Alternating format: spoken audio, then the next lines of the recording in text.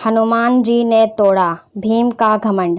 हनुमान जी का जन्म त्रेता युग में हुआ था और वे श्री राम के समकालीन थे और वे भगवान राम के परम भक्त थे और लंका युद्ध में श्री राम का साथ देकर माता सीता को लंका से मुक्त करवाया और युद्ध में विजय प्राप्त की। इसी प्रकार भीम का जन्म द्वापर युग में हुआ और श्री कृष्ण के समकालीन थे। भीम भी महाबलशाली योद्धा थे। महाभारत के 5 पांडवों में भीम सबसे अधिक शक्तिशाली और बलवान थे। उनमें 100 हाथियों का बल था और उस समय संपूर्ण पृथ्वी पर उनके समान शक्तिशाली कोई दूसरा नहीं था। उन्होंने अच्छे अच्छे महाबलियों को युद्ध में धूल चटाई थी। हनुमान जी और भीम दोनों को पवन पुत्र कहा जाता है। हनुमान जी को अमर होने का बलिदान मिला है, इसीलिए जब तक धरती रहेगी हनुमान जी साक्षात इस धरती पर रहेंगे और लोगों के कष्टों को दूर करते रहेंगे।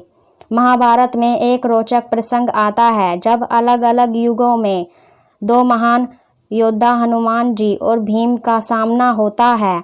यह बात महाभारत काल की है। पांडवों को 14 वर्ष का वनवास और 1 वर्ष का अज्ञातवास मिला। इस दौरान एक बार पांडव किसी वन में रुके हुए थे। उस वन में एक सरोवर था। उस सरोवर में सुगंधित कमल पुष्प लगे हुए थे जिनकी सुगंध चारों तरफ फैल रही थी। द्रौपदी को इन पुष्पों की सुगंध अपनी तरफ आकर्षित कर रही थी। द्रौपदी ने भीम को पुष्प कमल लाने के लिए कहा और भीम निकल गए सुगंधित पुष्प कमल की तलाश में। तभी रास्ते में उन्हें एक बूढ़ा वानर मिला जो लेटा हुआ था और उसकी पूंछ रास्ते में फैली हुई थी। रास्ते में वानर की पूंछ फैली होने से भीम आगे नहीं जा सकते थे, क्योंकि किसी भी जीव के लेटा होने पर उसके अथवा उसके शरीर के किसी अंग के ऊपर से जाना अशुभ माना जाता है।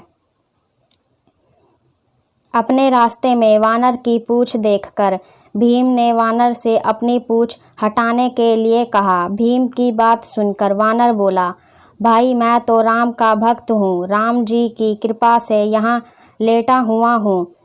आप चाहे तो मेरे या मेरी पूंछ के ऊपर से जा सकते हैं। भीम को वानर की बात पसंद नहीं आई और उन्होंने गुस्से में वानर से अपनी पूंछ हटाने के लिए कहा।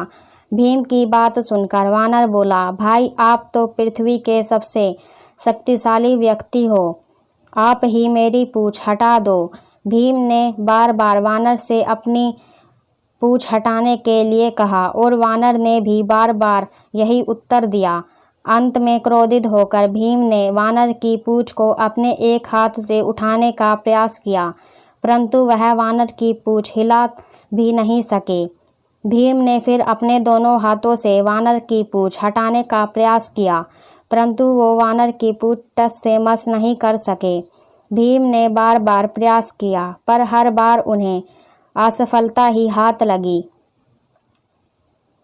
भीम को समझ आ गया कि यह कोई साधारण वानर नहीं है, अपितु कोई देव पुरुष है जो भीम की परीक्षा ले रहे हैं।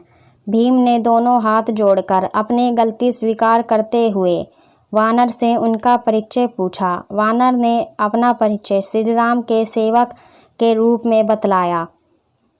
वानर की इतनी बात सुनकर भीम समझ गए कि ये कोई और नहीं अपितु साक्षात हनुमान जी हैं। भीम ने हनुमान जी को प्रणाम करते हुए कहा, क्षमा करें हनुमान जी, मुझे अपनी शक्ति का झूठा अभिमान हो गया था। आपने मेरे अभिमान को तोड़ने के लिए यह लीला रची है। कृपया करके आप मुझे अपने असली रूप में दर्शन दें। भीम की बात सुनकर हनुमान जी ने अपने असली रूप में आकर अपना विशाल रूप दिखलाया। हनुमान जी ने भीम से कहा, हम दोनों ही पवन पुत्र हैं, इसीलिए तुम मेरे छोटे भाई भी हो। यही कारण है कि मैं तुम्हें बार बार भाई कहकर संबोधित कर रहा था। इतना कहकर हनुमान जी ने भीम को गले लगा लिया। हनुमान जी के गले लगकर भीम को लगा मानो उनके शरीर में अथाह शक्ति का संचार हो गया हो। भीम ने हनुमान जी से आग्रह किया कि वह कौरवों के साथ होने वाले युद्ध में पांडवों का साथ दें, जिस पर हनुमान जी ने कहा, जिस युग से मैं हूँ वह युग दूसरा था। उसमें मैंने श्री राम के लिए कई युद्ध लड़े थे, अब वह युग दूसरा है। यहाँ मेरा युद्ध करना सही नहीं है, इसीलिए मैं युद्ध में शामिल नहीं हो सकता, परंतु युद्ध में पांडवों के रथ की ध्वजा पर मेरा वास होगा। इस प्रकार हनुमान जी महाभारत युद्ध में हमेशा श्री कृष्ण और अर्जुन के रथ की ध्वजा पर विराजित रहे और अर्जुन के रथ की रक्षा करते रहे। हनुमान जी और भीम की कहानी से हमें यह शिक्षा मिलती है कि हमें कभी भी अपनी शक्ति और बल का घमंड नहीं करना चाहिए। आप सभी को मेरा जय श्री राम।